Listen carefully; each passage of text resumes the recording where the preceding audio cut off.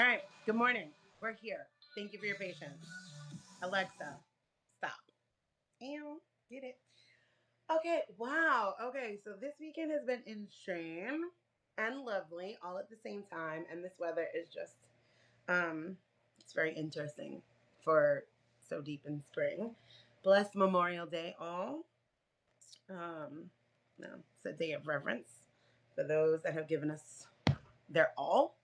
I will forever. I have posted this morning. Every year, I kind of give a tribute to the origins of Memorial Day. It started, I believe, in Charleston, Carolina, and by Black GIs, actually. So that's a beautiful little bit of history. And I will continuously and always. Hi, my cousin's here. Hi, Kristen. I will always, forever support the troops and whilst condemning a government that exploits the poor to commit genocides and global colonization everywhere, right? Multiple truths, all of those things can happen. So I'm going to sip some coffee. We're going to get this started because Lord have mercy. that was so intense. That was so intense to get these notes. Okay. Yummy. I love this for us. Okay. So let's get into it. Joy is rebellion, reclaiming joy in a world that prefers you tired. So if you're new here, I started this at the right after the inauguration, and the guy announced there was going to be, the first 100 days of presidency. And I was like, oh God, we need something to counteract the insanity that we all are about to walk through. And we are walking through this hand in hand with everybody, right? So I wanted a counter culture sort of thing. So we did 100 days of community. We showed up every single day. We held each other deeply in community. I gave tools for dismantling supremacy culture. I have been labeled by the outside world as an anti-racism educator. I like to think of myself more as a, anti-supremacy culture educator, because anti-racism is but one branch of a very deeply rooted tree. So whilst racism obviously impacts me daily, there is so much more, right? We're talking classism, Christian supremacy, cisgendered heteronormativity. There are multiple intersections to liberation and oppression. So that is what we deal with here. After those first 100 days of community, which were absolutely amazing, we showed up 7 days, every damn day. And that was so beautiful, right? But it was not sustainable. Also, if you're new to me, I believe in sustainable activism for longevity. There's no way to do this work beyond capacity, right? Nobody's going to get up and march every single day. That's just not realistic. That is not possible. And for generational change to happen, we need to be in this work sustainably. So after the 100 days, I took a 2-week break, which in fact did not turn into 2 weeks of a break, but it did turn into 2 weeks of a break from doing lives. But if you follow me on other platforms, I spent a week with my son at school, offering him, he has support needs for his autism and ADHD, and it was testing week. So I was there talking about accommodations and his co-regulation with me.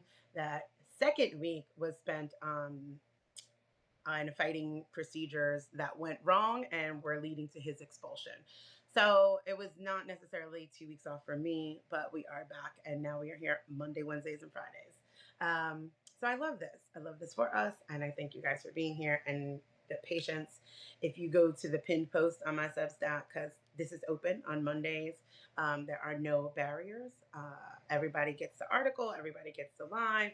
After, Monday, Wednesday, Friday, and Saturday are paid articles. Wednesday, Friday, Saturday, are paid articles. It's $8 a month, $80 a year, $120 if you want to come alongside as an equity partner. And what that does is I give no questions asked scholarship. If you just hit me up, email me at Desiree B. Stevens, scholarships at DesireeBStevens.com, and say, hey, I can't afford it, I will comp you for the year. I believe you about your finances. Nobody's going to lie about that, right?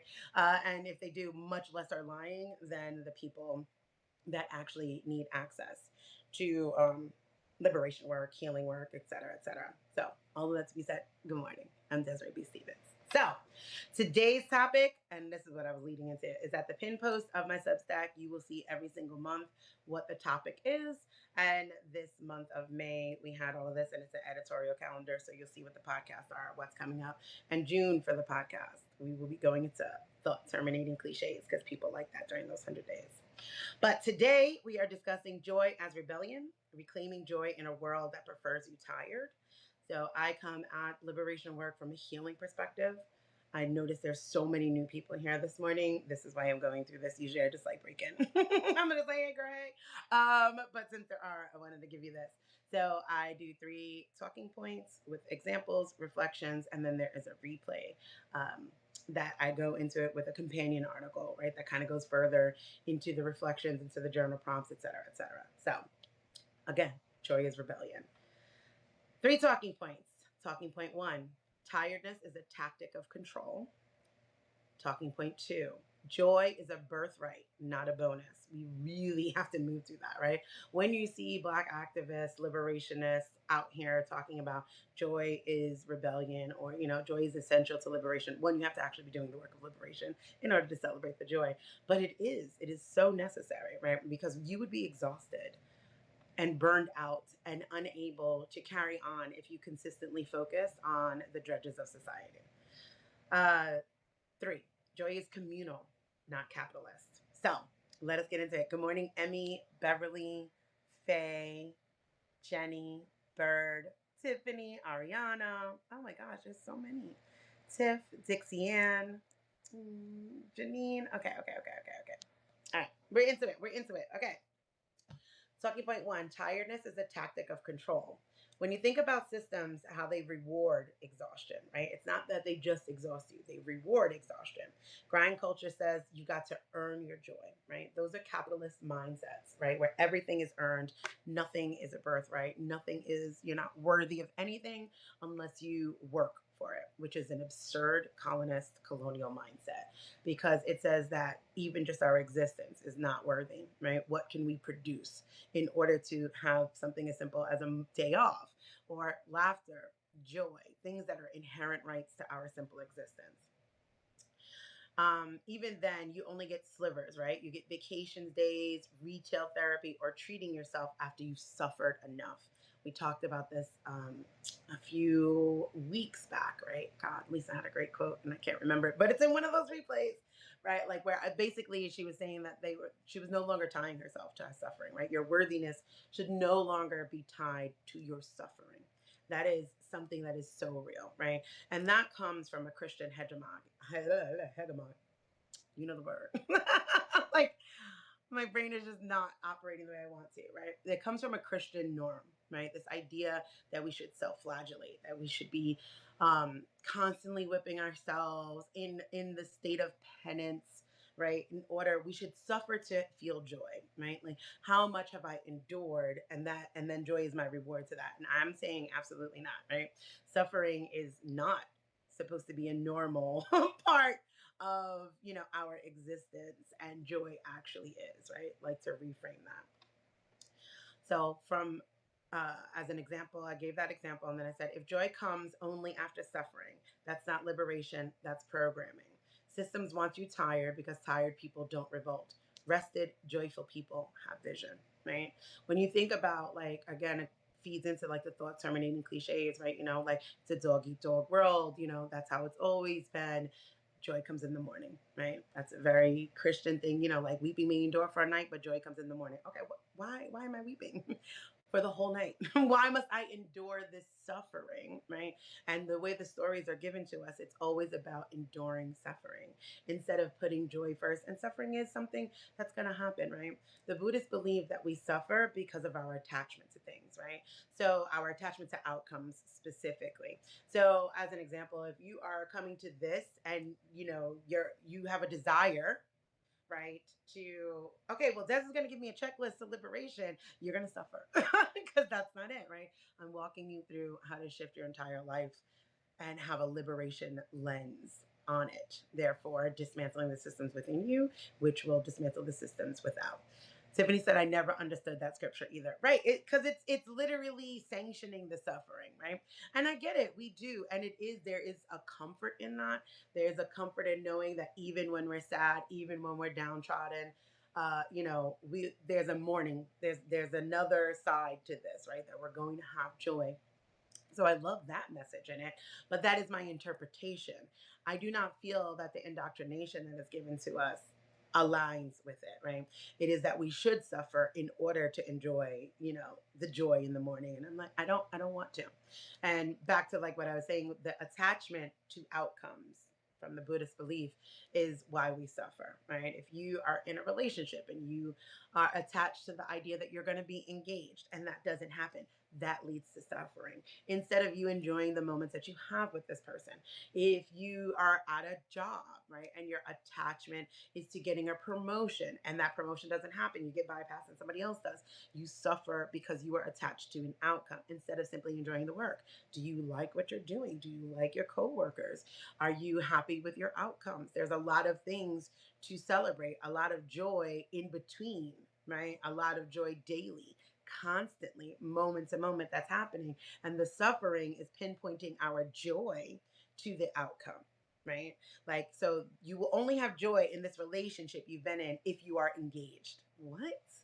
So what happened to all of those years, all of the fun, all of the dates, all the laughs, all the joy, all the sex, all the whatever? Oh, so this was worth nothing because you attached your joy to the outcome. Same with the job. Oh, you like the job, you like your coworkers, you have this wonderful, working area, but because you didn't get the promotion, now all of it is bad. And that is how, we the joy gets stolen from us through a capitalistic colonial lens. Taylor says, scriptureless family, yet the New England culture short and still earn it in every single way. Oh, yeah, absolutely, right? But we have to understand that we are a Christian nation. Like, there's no separating that, right? Like, it's very interesting to me when I hear people arguing about, people overseas. We're very concerned with over offshore bullshit instead of what's going on in our own lands, right? But you'll hear, a lot of it is, anti-Muslim. It's more propaganda. It's racism tied in into respectability politics. It's a whole lot of things, but you'll hear about, Sharia law or anything. There's a lot of anti-Muslim propaganda.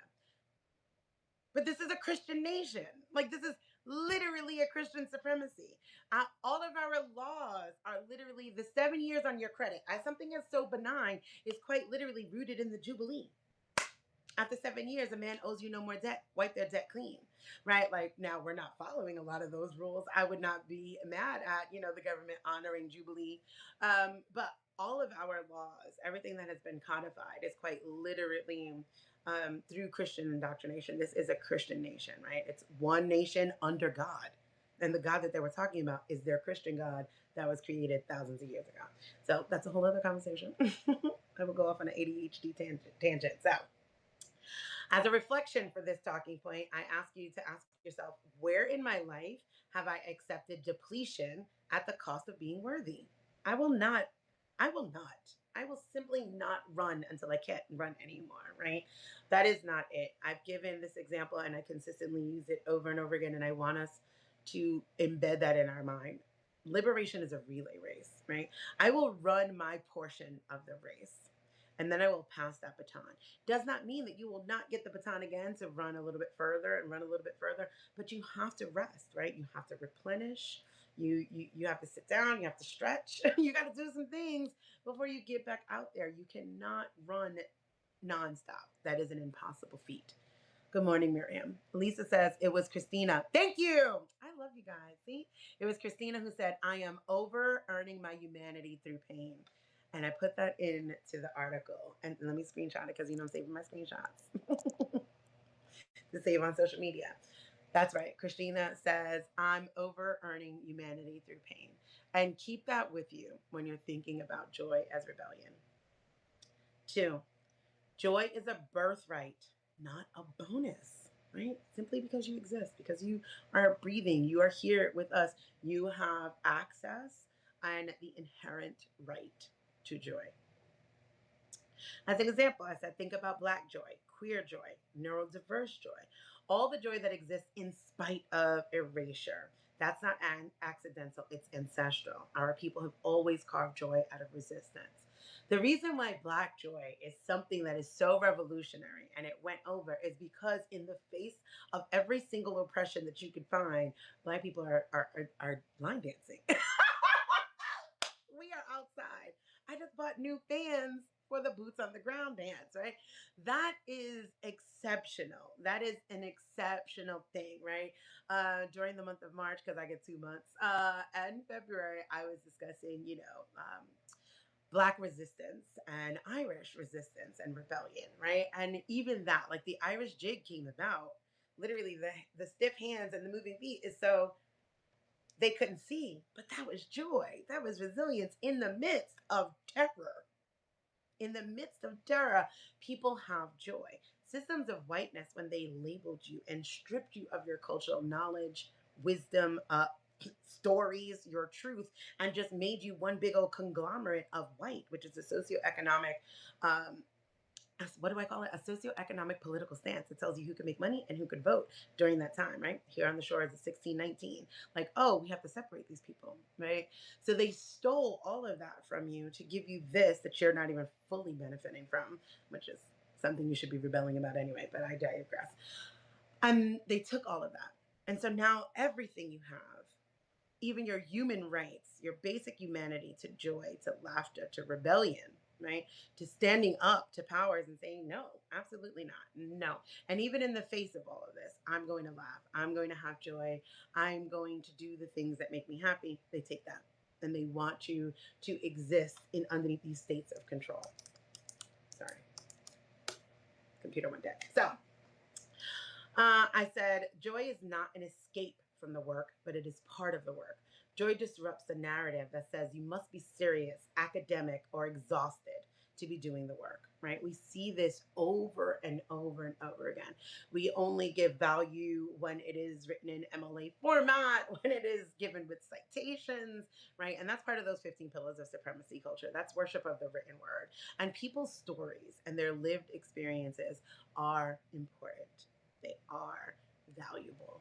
Like I just shared with you guys, this week was I literally there was almost a tribunal for my son being expelled. I bypassed that because I know what the hell I'm talking about and doing, and we wound up having a meeting. But even in the midst of all of that, right, and when he walked across that stage, you guys, it felt like a college graduation because it was so difficult to get this tiny little human out of third grade. Like it was just like it was a fight. It was a fight. It was a fight. But I wasn't rejoicing because of. It was in spite of. We were celebrating no matter what. Whether he got kicked out or not, like we were going to celebrate the work that we've done to get there, the way that we showed up. I still celebrated the educators. I still celebrated the admin. You know what? I don't know what this outcome is going to be, but I am thankful for the moments, the time, the joy. We were still going to go to Joycella. That's a celebration that the school has at the end of the year, whether he was going to be in the school or not, right? That is what I'm talking about. It does not have to be tied to anything. You could just have joy just cause. Just cause. And I want you to open yourself up to give yourself that permission that even in the midst of this hellscape that we are living, have joy. Find the joy, right? Because that's part of that liberation. That is that rebellion. That even in the midst of this, I'm going to dance. I'm going to sing. I'm going to screw. I'm going to eat some good food. I'm going to move my body. I'm going to drink some water. I'm going to take care of me. I'm going to take care of others. All of those are small acts of rebellion that dismantle the system, right? And again, when you have joy, you're going to have rest. You need that because what? Tired people are easy to control. If you are just like, I am just too beat down, I'm too downtrodden, I can't think of it, it's too much, it's so much bigger than me, you're right. Then you're right, right? But if you are saying, no, I'm going to take these moments out and I'm going to dismantle these systems within myself, I'm going to dismantle them within my sphere, my home, my job. If I own a business, I'm going to align with some different practices. That is how you start dismantling it. This did not happen overnight either, right? The hellscape that we're in, people consistently talk about Trump. And I'm like, Trump is a manifestation of all of these years. He couldn't have just shown up on the scene and taken over if enough people were not in alignment with his ways of thinking and or being, right? Because you have more than just one person. That's a lie of individualism. We have all conspired in some sort of way. We have all aligned in some sort of way, even if it's just lateral violence against each other. And this is why we have to dismantle it within. Pedro says, that's why I hosted a joy karaoke party recently. Hell yes, Pedro. Because we can have joy just because. And I started seeing called the Liberation Comedy Project. Oh, I love that. Drop that link. Like if there's a link to it, drop it here in the comments. And if you want, you could DM me that information, and then in the replay, I will add that in because I like to do um, other resources in there, right? Because again, I'm not the only person, right? And somebody maybe near you and want to come karaoke. I would karaoke. If you're in Atlanta, let me know. Okay, so I ask you as a reflection, right, to ask yourself, what brings me joy that I've labeled as frivolous or unproductive, right? Like, because that's what we do. Notice how I play my Delilah? I love my Delilah, love someone tonight. It brings me joy. It's simple. I don't know what she's saying, speaking about when I turn it on, but I get up in the morning and I turn it on. And it's just because. It's just because. I don't have to have a reason. I didn't earn it. Like, just because music makes me happy. And I love her commentary, and I have since I was a teenager. So I continue on with that. Find your joy, whatever. And it's not frivolous. Oh, it's not that big of a deal. It's a huge fucking deal. It's huge. It's the difference of what will carry you through to the next thing to fight, because there is something else to fight. There is something else to dismantle. And you cannot fight from this level of depletion and exhaustion and feel defeated. That is when empire wins, right? Like, no, got to have fun. You ever watch Matrix? This reminds me of that. If you've ever seen The Matrix, and I don't remember which one it is, but they are like living underground, basically, like, outside of the Matrix, and like eating gruel, dressed up in shreds and stuff. And but there is a dance party, right? There is a dance party, or if you've just seen Sinners, we're going to be unpacking that soon. There was a dance scene in Matrix that reminds me of Sinners, and that's a consistent theme inside of Black centered, because remember, the writer of Matrix was a Black trans woman. That joy is so central to liberation, right? Before they're going to fight the war, they are eating good. That's seen in Sinners. Baby, yes. But even in the Matrix, it's the same one. And I can't remember which Matrix it is. It's that same feeling. The music, it's rhythmic. They're eating, they're drinking, they're being intimate, they're making out. There's a scene like a love scene. It's all of these things are happening because you know what? They're going to war.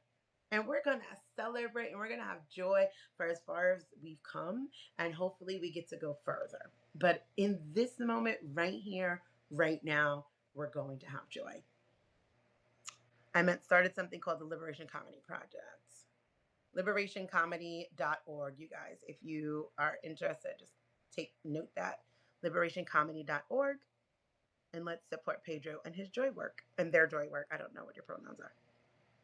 Good morning, Vanessa. Okay. So we are on to number 3. And I love you guys because I always go over my little 10-minute time. My little 30-minute time, I mean. So 3, joy is communal, not capitalist, right?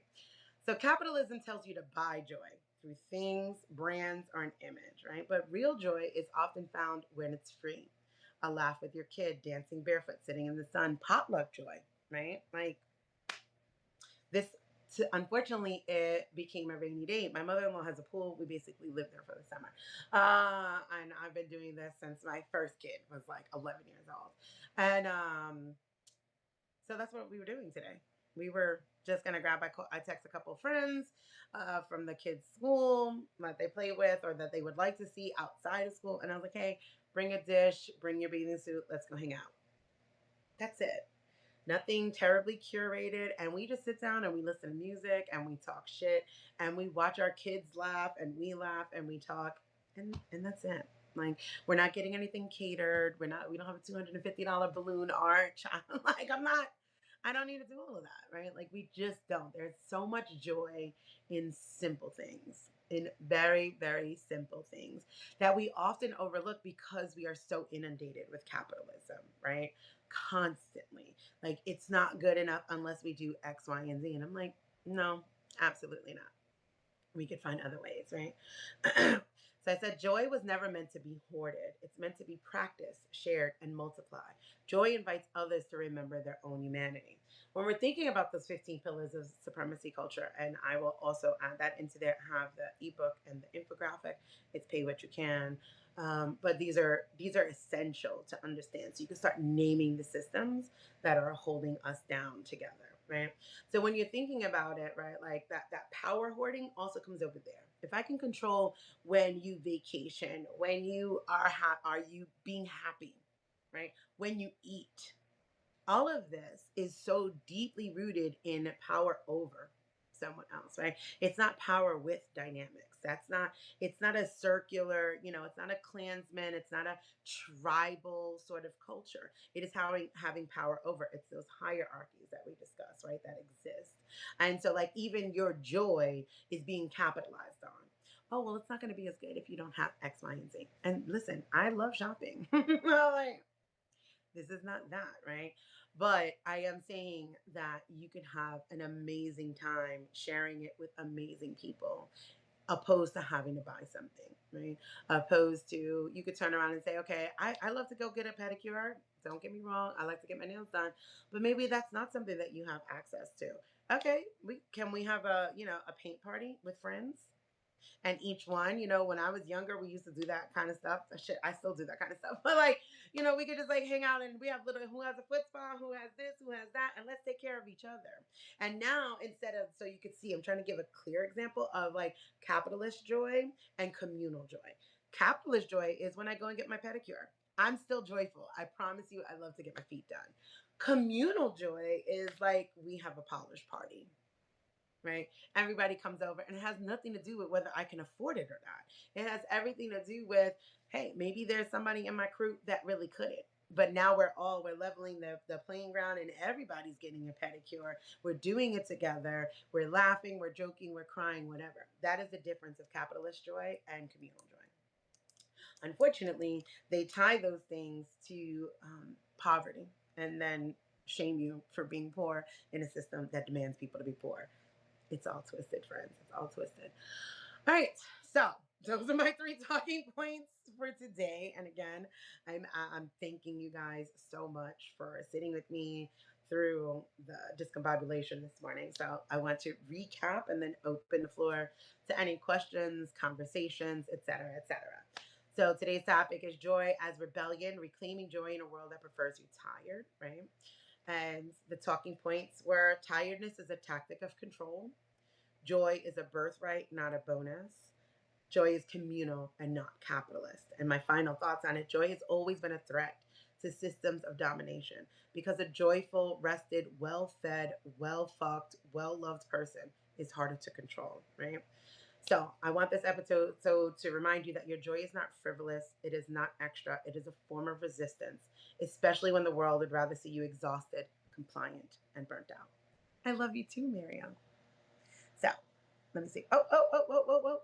Somebody says, hold on. I want to go through these conversations there. Beverly says, I love how many times you are bringing up the need to find this joy in community. Yeah, community multiplies joy. And I am a huge person on community. I could not exist in this life without community. And I learned community in my own existence. I grew up in abject poverty, and I fucking mean abject poverty. I don't know if my cousin is still on here, but my aunt Deidre, who I've talked about here multiple times because she's like one of my favorite humans.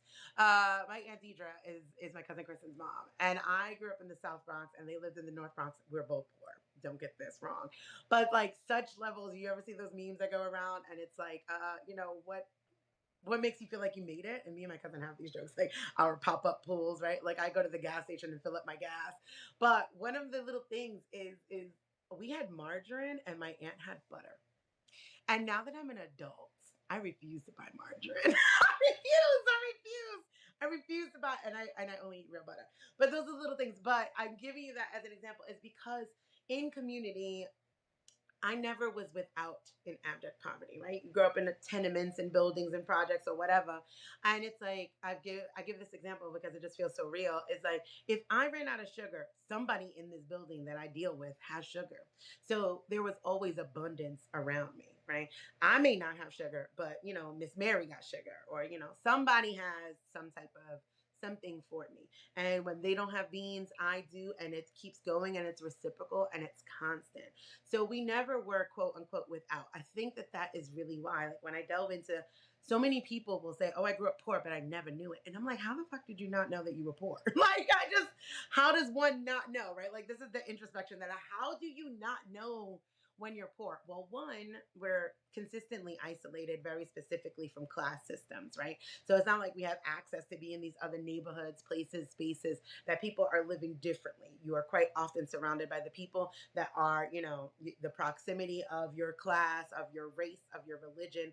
A lot of things keep us separated and isolated. So that's one. So everybody's living similar to you. So you don't necessarily notice, right? Until you go out. My kids definitely think they're rich. And I'm like, I would love to bring you guys somewhere else so you can understand that that's not it, right? But those are those hierarchies, right? But in a communal setting, you guys are all pretty much living a very similar life. And then within poverty, again, there goes that abundance. It's that sharing. It is we're all going to do our nails, right? We're all going to, oh, we're going to barbecue. Hey, you bring something to put on the grill. You bring something. It's the use of your community park instead of renting out, an event space, right? You can go to your Parks and Rec. It's probably like $50 for the day. All of those sorts of things that bring your community together. I live here in the South now. I'm no longer in the Bronx. It is my garden. I'm building, God willing, fingers crossed, I can get someone, because I no longer have the physical ability to build a farm stand. So the stuff that we produce in our garden just sits in the front next to a little free library that also needs repair, but I digress. It's that. So I learned community as a natural part of my life. So it is deeply interwoven into it. I could not exist even today without the community that I have, both far and wide. Like, quite literally, I could not do this life alone, and I refuse to allow other people to believe that they can too. So thank you for noticing that. Long story short. Never. Pedro says, I'm glad I popped up here today. I'll be in Atlanta for 20. I'll be in Atlanta for 22nd Century Initiative Conference. Will you be there? I did not know about it, but I'm gonna screenshot it, see what it is, and I might be, Pedro. Alrighty then. Tiffany says, thank you for this today. Thank you, sweetheart. Thank you for being here always. Taylor says, thank you for sharing your joy. Always. That's what I do, baby. That is what I do. So that is it. Let me see. I did all of that, and we will be back Wednesday. I'm still getting back in the groove of being back. Let's see what is Wednesday's topic. Goodness gracious. One would think that I would have myself together, considering it took so long just to open up, right? But no, because welcome to my world. Lisa says, there is a family who used an old kiddie playhouse as their farm stand. Yes. Yes. Because I have an old kiddie playhouse, but it just doesn't seem tall enough. What did they do? Like, do you have a picture of it or something where I could actually see? Because how did they do that? I saw, a utility, like a pull behind that you put onto a pickup or something. I saw someone convert that into a farm stand, and I thought that was brilliant. And it was really like plywood and corrugated metal onto the utility cart, which I thought was really cool, because then also what I could do is I could hook it up to my truck and I could go places with it, right? Like, so if where there is food apartheid, because we're no longer calling those food deserts, right? Food deserts makes you believe that just is a natural occurrence. So I would like for it to grow into a space and place and point in time where I could hook it up to the truck and go to places where there is food apartheid, and the kids could be a part of, like, giving out fresh groceries, et cetera, et cetera. So if you have a picture of the playhouse, you let me know. That would be awesome. I'm really looking into a conversion of this utility. All right, where did we go? Okay, Wednesday, joy as somatic medicine, how collective joy heals the nervous system and the narrative. See that, right? We're going to be healing together. Lisa says they have a little table beside the house. Oh, that's so freaking cute. Okay. With the sign hung in the house. I will get you a pic. I deeply appreciate the pic. I'm very much a visual person, and I will send you the. I'll email you the picture of the utility cart, which I was like, "What? This is brilliant! I love this idea." And I like things that have more than just one use as well. It's People Powered Democracy Conference. All right, I'm gonna check it out, Pedro, and I may be there. I don't know. I have 100 kids, so I can't make any promises. But thank you for the information, and I will add that into the replay. All right, I love you guys. I mean it. I will see you on Wednesday, and the replay will be available sometime this afternoon. Thank you for joining me. Bye.